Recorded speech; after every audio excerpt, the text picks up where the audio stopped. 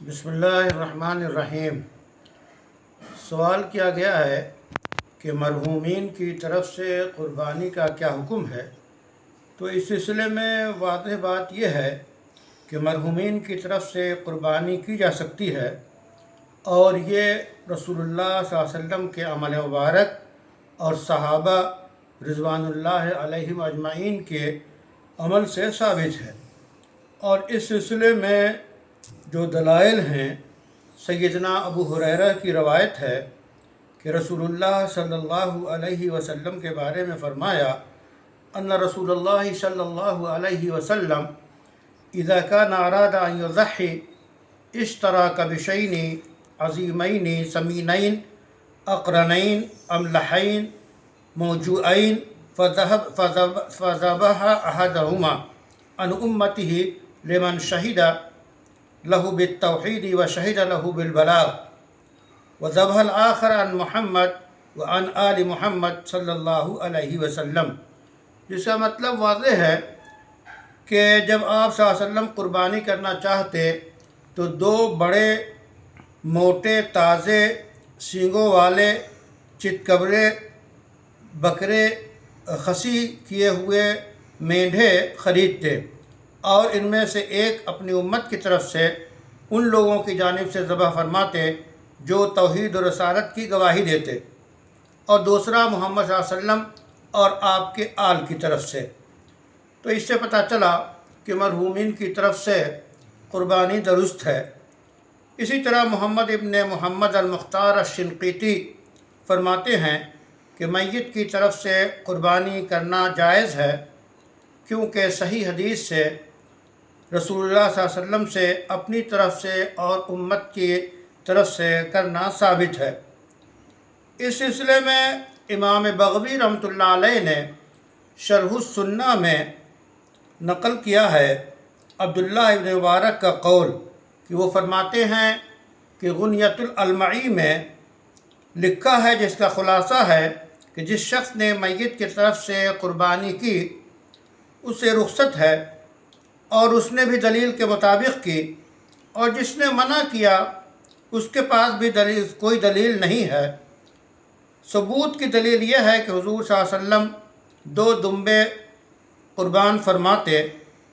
اسی طرح اور بھی روایت جو ہے سنن ابو داؤد کی جو شرح العون المعبود ہے، اس میں بھی اس کی تفصیلات بیان کی گئی ہیں۔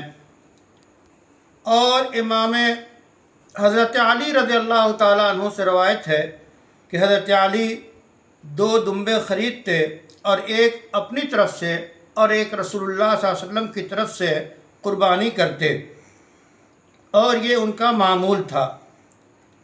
اس سلسلے میں دیگر ابن ملک رحمۃ اللہ علیہ فرماتے ہیں کہ یدل علی ان التضحیۃ تجوز عمن مات، کہ اس سے پتہ چلتا ہے کہ مرحومین کی طرف سے قربانی درست ہے۔ مرقات المفاتیح شرح مشکات المصابیح میں درج ہے۔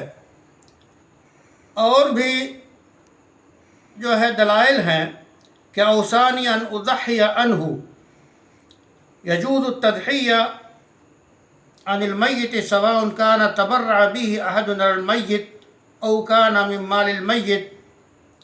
اسی طرح موسوعہ فقہیہ کویتیہ میں موجود ہے کہ اگر مرنے والے نے وصیت کی ہو تو اس کی طرف سے قربانی کرنا تمام فقہا کے نزدیک جائز ہے، اور اگر مرنے والے نے وصیت نہیں کی ہے تو امام ابو حنیفہ، امام مالک رحمہ اللہ کہتے ہیں کہ میت کی طرف سے قربانی جائز ہے۔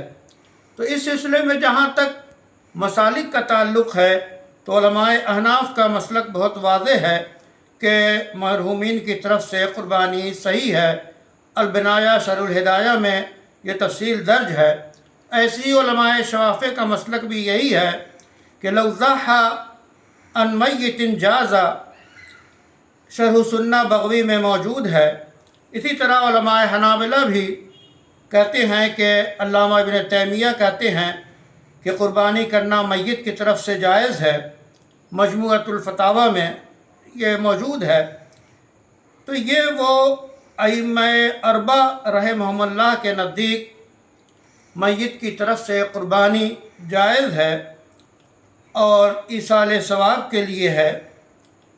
البتہ یہ بات ذرا سا واضح ہونی چاہیے کہ اگر مرنے والے نے وصیت کیا ہے کہ میری طرف سے قربانی کی جائے اور وہ مال بھی اس نے چھوڑ کے وہ مرا ہے، تو یہ قربانی کرنا جو ہے وارثوں کے لیے ضروری ہے، واجب ہے۔ البتہ اس قربانی کا گوشت صرف مستحقین کے لیے ہوگا، یعنی جو محتاج ہیں، غریب ہیں، یہ گوشت وہی کھائیں گے، مالدار اس میں سے نہیں کھا سکتا۔ لیکن اگر کوئی زندہ اپنے مرنے والے کسی رشتہ دار کی طرف سے اپنے مال سے قربانی کر رہا ہے تو یہ جائز ہے اور اس کا گوشت سب کے لیے کھانا درست ہوگا۔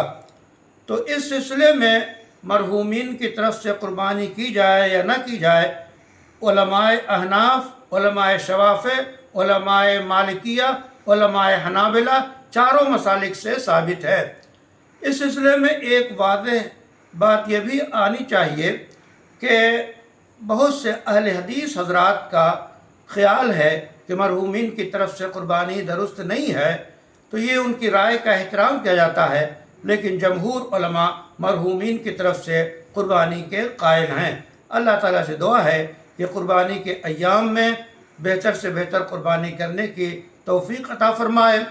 اور یہ بھی ایک مسئلہ ہے کہ اگر کوئی شخص قربانی کر کے اس قربانی کا ایصال ثواب مرحومین کو پہنچائے تو تمام حضرات کے نزدیک بغیر کسی اختلاف کے یہ جائز ہے، عمل صالح کا ایصال ثواب۔ اللہ تعالی ہمیں قربانی اور قربانی کے اثرات جو ہوتے ہیں وہ ہم امت مسلمہ پہ مرتب فرمائے، اور اس دور میں جن قربانیوں کی ضرورت ہے اللہ تعالی ہمیں اس قربانیوں کے ادا کرنے اور اس کے ثمرات کو دنیا پہ مرتب کرنے کی توفیق عطا فرمائے۔ محمد ارشد فاروقی۔